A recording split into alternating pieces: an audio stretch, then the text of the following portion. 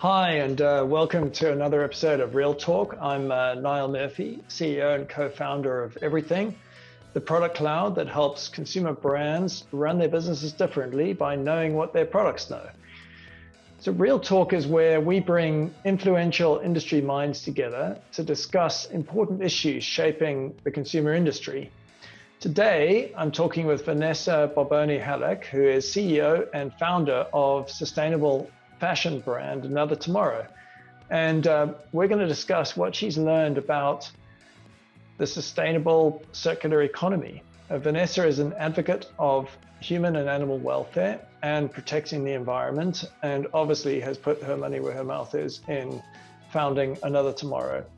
Another Tomorrow places technology-enabled transparency at the core of its business model, and you'll learn more in this fascinating conversation. Hey, Vanessa, it's great to have you here today. How are you doing? I'm doing great. It's so good to be here. So you've been reinventing luxury over the last year with a holistic sustainability and technology-driven approach. And in this journey of the last year, you've had an opportunity to really dive deeply into what it means to achieve a truly circular economy. So what do you learn in that journey, right? What's happening behind the scenes? What are the biggest challenges you think brands face in achieving sustainable circularity? You know, I've been thinking about this really a lot as we speak about our work with others, both B2B partners as well as brands. And I think that there are kind of four core challenges that brands face. One is infrastructure, both digital and the actual physical infrastructure of dealing with circularity. The second is authentication, which certainly comes back to that digital infrastructure. The consumer brand experience, I think, is one thing that's really, really critical. And then, also keeping circularity honest, because I think that what we're starting to see is that there's a temptation to use some third-party channels as another kind of off-price mechanism. And so I think that looking at all four of these things, because there are trade-offs involved, are kind of some of the key challenges that existing brands, particularly the large ones, are facing as they approach this. So you've been a real future thinker, and you're using technology as you just described. You're also innovating the business model. So how do those two work together, right? What is actually a sustainable business model for circularity? I think for us, a digitized product ecosystem is really the foundation for innovation. It's what allows for transparency, for circularity, and actually for client connectivity more broadly with a product. And when we first started, we knew that it would have at least these first two use cases. The use case of transparency. So for us, that means having, every product has its own digital identity. You can scan it right now as a QR code, eventually as NFC. See the provenance. It also allows for authentication, but it's really this architecture that allows for myriad different innovations. And I think that that's really the backbone for true sustainable circularity for us.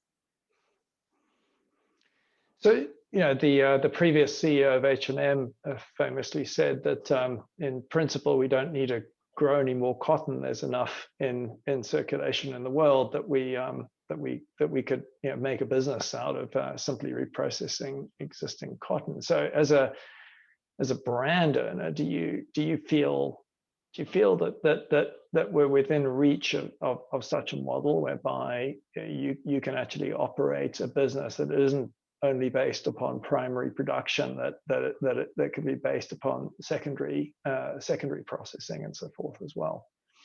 I think we're definitely getting there. I mean, the way that we think about it is, first and foremost, let's keep finished goods that are really high quality in circulation for as long as you possibly can, because that's where you get the greatest planetary cost savings, so to speak. And so that's where I view that, circular economy for finished goods is where you have the biggest impact.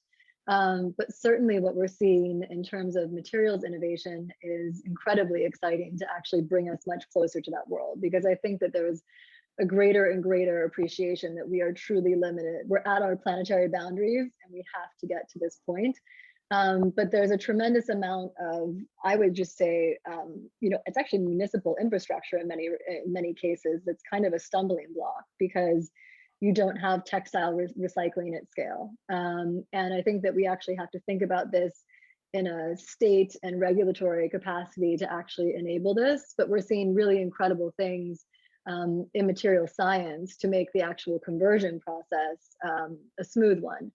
The other piece of it is actually just knowing what's in the garment. And that does come back to this idea of a digital identity, because it's quite difficult, even with that infrastructure on the recycling side, to recycle a garment if you don't know what it's actually made of. So I think those are really kind of the key ingredients. It's material science, it's actual municipal infrastructure, and then it's that digital identity to be able to actually identify how you're supposed to recycle something in the first place.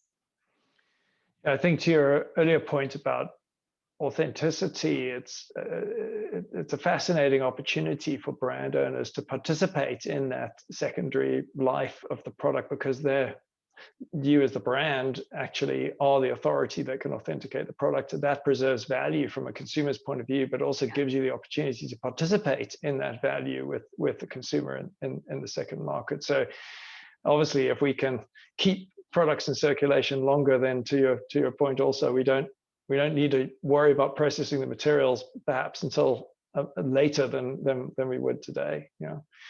So when you think about kind of what you've learned in achieving transparency, right? It's great to say, right, we're going to provide transparency on our products.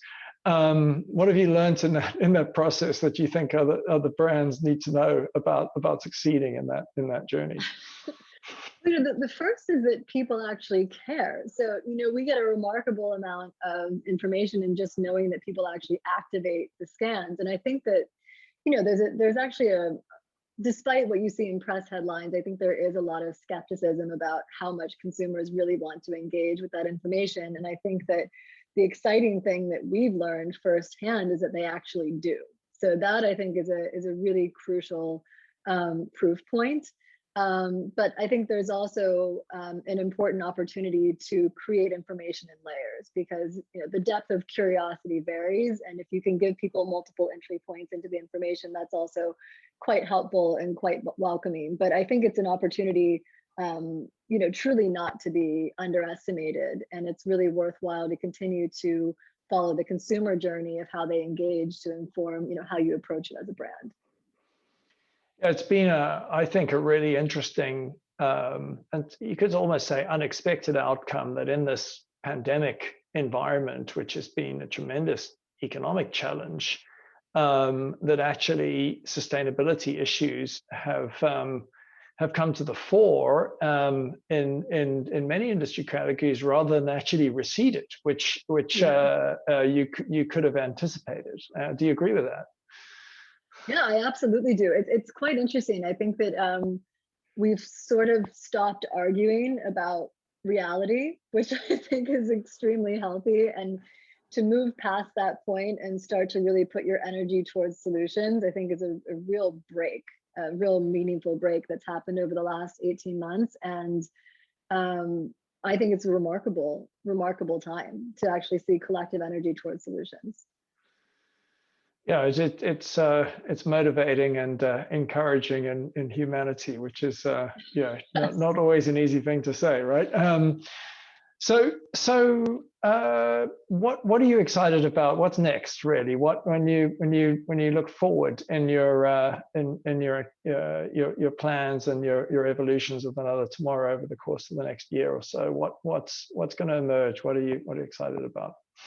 One of the things that I'm most excited about is really just the consumer engagement process and continuing to evolve that. So we're thrilled that we now have the architecture to do that. So, I think about how can we do things more creatively in terms of relaying impact-based data at the product level? how can we use this infrastructure to bring people even closer to parts of the supply chain that they will never experience, whether that's through VR or other mechanisms of that nature. It's been really painful that we haven't been able to travel to our supply chain the way we usually do to create some of those assets, but I think those are certainly in the future. A couple of other things that have really just resonated. We started a size exchange program last year, which allows people to change a size of our core product if their body changes, which is something that is a real psychological lift for a lot of women, and apparently a lot of men also, because we hear that as well. But really staying close to the customer as they use these programs and continue to evolve them. We're quite excited about that. And then our owned resale will launch in the second half of this year. You know, as a new brand, you have to sell product to resell product, but we think that's an incredibly exciting space. And I like to use the analogy of BMW's certified pre-owned program.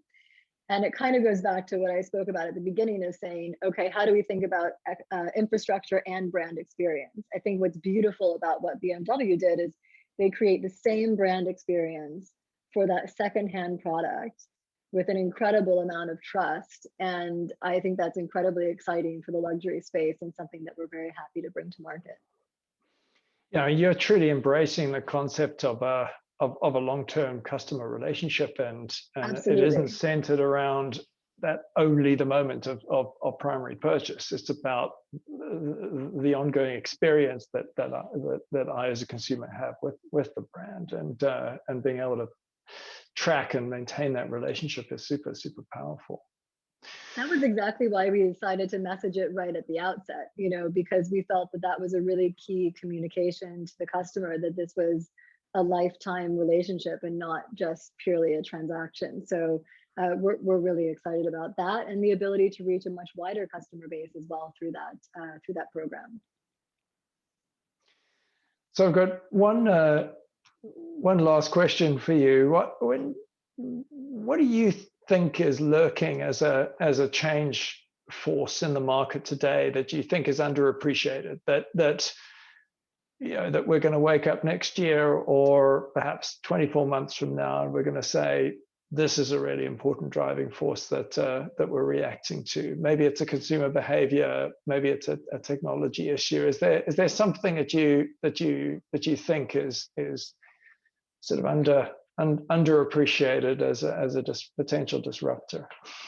You know, I don't know yet. I think there's so many things that are shifting. It's kind of like all of these tectonic shifts happening at the same time. And I think that the next 2 years is just going to be kind of a grand experiment, because the whole playing field has just opened up. And so I think what will surprise us in 2 years' time probably hasn't even been thought up just yet, because I think what we're experiencing in this moment is really the wide adoption of ideas that were kind of behind the surface a couple of years ago. So, you know, we'll see, but I'm going to stay really, really close to the customer, because they will lead that. It's going to be that consumer adoption and those shifts in attitudes that I think will be the biggest shift. Yeah, I agree with you. In the last 12 months, we've learned that surprising things can change the world pretty quickly, and I think a lot of brands have seen that.